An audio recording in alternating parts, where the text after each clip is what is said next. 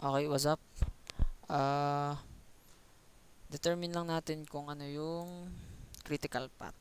Okay, so yung critical path, kung paano siya ma-determine based din dito sa tatlo nating nilagay na possible path. Okay, so A, C, E, G, H. Ipagpa-plus mo yung lahat ng duration nito. And ito din, ipagpa-plus mo. And ito din. Kung ano yung pinaka matagal na or yung pinaka malaking duration, yun yung critical path. Okay, so dun mag-a-adjust yung lahat. Okay, dun mag-a-adjust ang lahat. Basta hindi yun yung ano, slack time. Ano? So yun yung pinaka-importanting path kasi bawal siyang ma-delay. So ACEGH, ACEGH, ACEGH. So add lang natin to 4, 5, so 9 plus 5, 14, 19, 25.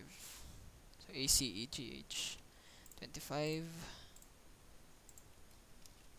So ang sunod ay BCEGH. BCEGH.